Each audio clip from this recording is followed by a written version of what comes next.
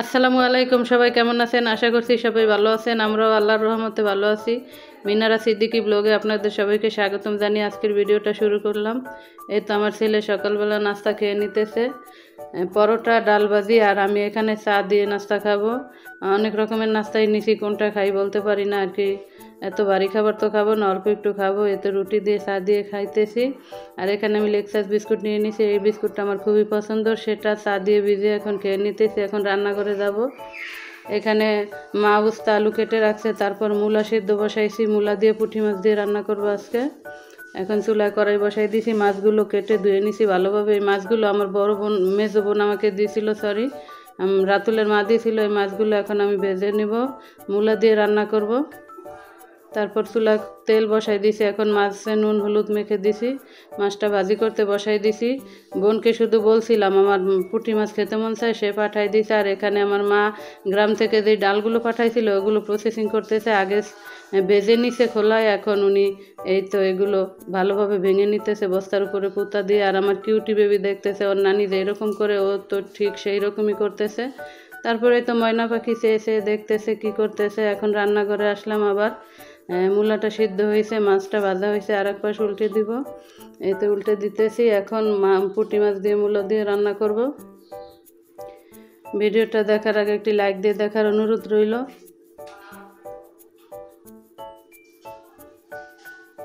এই তো মাছটা দুনো পাশ ভাজা হয়েছে, এখন চুলায় কড়াই বসাই দিছি, পেঁয়াজ কুচি দেবো। এই চুলায় এখন আমি রান্নাটাও করব। পেঁয়াজ ভাজা হয়েছে, একে একে সব রকমের মশলা, আদা রসুন নুন হলুদ মরিচ সব দিয়ে দিছি। মশলাটা কষানো হয়েছে, এখন আমি মূলাগুলো দিয়ে দিব। মূলা কাঁচামরিচ একসাথে দিয়ে দিছি, ভালোভাবে কষানো লাগবে না, কারণ মূলাগুলো সিদ্ধ করা গলে যাবে। তারপরে তো এখন একটু পানি দিয়ে দিব, পানি দিয়ে এখন মাছগুলো ঢেলে দিব।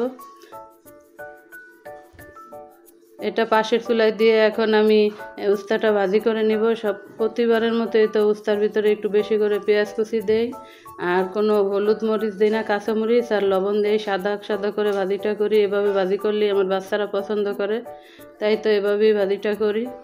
এখন আমার থালা বাসন জমে গেছে অনেকগুলো, সেগুলো এখন ধুয়ে নিব। মা মেয়ে ওনারা সবাই কাজ করতেছে, তাই ভাবলাম এই কাজটা আজকে আমিই করি, প্রতিদিন তো আর করা হয় না। আর আমি যখন করবো আর আপনাদের সাথে শেয়ার করব না, সেটা কি করে হয়, তাই এই তো শেয়ার করতেছি। ভিডিওটা ভালো লাগলে লাইক কমেন্ট শেয়ার করে আমার চ্যানেলটাকে সাবস্ক্রাইব করে আমার পাশে দাঁড়াবেন। যারা যারা করছেন সবাইকে অসংখ্য ধন্যবাদ। ভালো ভালো কমেন্ট করেন আপনারা, আপনাদের কমেন্ট পড়ে আমি আপনাদের ভিডিও দেখি, আর যারা কমেন্ট না করেন তাদের ভিডিও দেখি। তারপরে এই তো ডালগুলো মার জেরে নেওয়া হয়েছে, এখন বয়াম ভরে রেখে দেবো, যখন মন চাবে খিচুড়ি বা ভর্তা এগুলো খাবো। এই তো রেখে দিতেছি। আর এই আবু সাইদের মাকে ওই ডালগুলো দেবো, তাই মা আবার বাটির ভিতরে বেড়ে রাখছে। এই তো তরকারির ফাইনাল লুক। আর এই তো ভাজিটা ভাজা ভাজা হয়েছে, এখন নামিয়ে ফেলবো। আমার কিউট বাচ্চা বিছানায় বসে বসে টিভি দেখতেছে আর কলা খাইতেছে। আর এই তো আমার ছেলেকে এখন আমি খাইয়ে দেবো, ও পরীক্ষা দিতে যাবে। তারপরে তো তরকারি নিয়ে ভাজি নিয়ে এখন ওকে খাইয়ে দিতেছি। ও বলে মা আমাকে ভাত খাইয়ে দাও, আমি বলছি যদি উস্তা ভাজি খাও তাহলে খাইয়ে দিব। তারপর যেই কথা সেই কাজ, ও বললো আচ্ছা ঠিক আছে দাও। হঠাৎ দেখি জুনাইদের বাবা রিকন ভাই আসলো, আমাকে সারপ্রাইজ করে দিল। ওনারা দুইজন এসে দেখেন আমার জন্য কি নিয়ে আসছে। অনেক দিন আগে ওনাকে বলছিলাম আমাদের রান্নাঘরের ক্যাবিনেটটা নষ্ট হয়ে গেছে, তুমি আমাকে একটা এনে দেবে। উনি বলছে আচ্ছা দুইজনে গিয়ে একসাথে নিয়ে আসবো। কিন্তু উনি আজকে জানবে সেটা তো আমি জানি না। দেখেন নিয়ে এসে বসে রয়েছে, আমি বললাম এটা পরে দেখবো, আগে তোমরা খেতে চলো। তারপর একটু নাড়াচাড়া করে দেখলাম, আমার খুব পছন্দ হয়েছে। ধন্যবাদ তোমাকে, মাঝে মাঝে এরকম সারপ্রাইজ দেবে। তারপরে এই তো দুপুরবেলা খেতে বসলাম সবাই একসাথে। আমি জোনাইদের বাবা রিকন ভাই, আমরা বললাম রিকন ভাইকে বললাম আসছেন এখন খেয়ে যাবেন, না খেয়ে আপনাকে যেতে দেবো না, তাই সে আবার বসলো। তারপর বিকালবেলা একটু বাইরে বের হলাম। মেয়ে বলে মা রান্নাঘরটা এখন ভালো লাগতেছে না, একটা নতুন আর সবগুলো পুরানো, পুরানো কিছুই রাখবো না। তারপরে এই তো মা মেয়ে মিলে এখন বাহিরে বের হয়ে গেলাম। আসলে আমি কিচেন র্যাক এবং আলু পেঁয়াজের র্যাক কিনবো, সেজন্যই দুইজনে বের হয়েছি। আসলে হুটহাট করে যেটা মনে হয় মেয়েকে নিয়ে সেটাই করতে পারি, কারণ ওর বাবা বাধা দেয় না। আলহামদুলিল্লাহ ভালো একটা হাজব্যান্ড পাইছি, কোনো কাজেই বাধা দেয় না।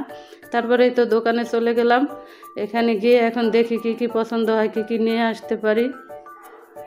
এই তো সব কিছু নিয়ে এসে সাজিয়ে গুজিয়ে রাখছি। কেমন হয়েছে আমার রান্নাঘরের ডেকোরেশনটা অবশ্যই কমেন্টের মাধ্যমে জানাবেন। তারপরে তো এই ফুলগুলো এখানে রাখলাম। আসলে আমাদের বাড়িটা পুরানো তো, কিছু সাজাইলে অত একটা সুন্দর লাগে না, তারপরও সাজাই ভালো লাগার কারণে।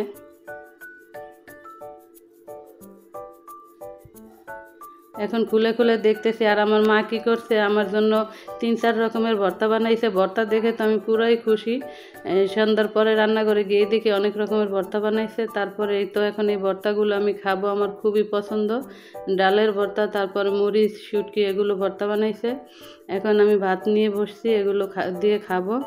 আর বসে বসে আপনাদের ভিডিও দেখতেছি। আমি কিন্তু মোবাইলেও আপনাদের ভিডিও দেখি, আবার টিভিতেও দেখি। তারপরে এই তো খেতে খেতে আপনাদের কাছ থেকে বিদায় নিয়ে নিলাম। সবাই ভালো থাকবেন। আর আরেকটা জিনিস শেয়ার করি আপনাদের সাথে। এই তো আমার বড় বোনের জামাই আমার জন্য কাঁচা পাকা টমেটো আর কচুর শাক নিয়ে আসছে। উনি জানে যে কচুর শাক আমার অনেক পছন্দের, তাই এগুলো আমার জন্য নিয়ে আসছে। আর এই তো কাঁচা টমেটোগুলো, এই টমেটোগুলো ভাজি করে খাইতে আমার খুবই ভালো লাগে।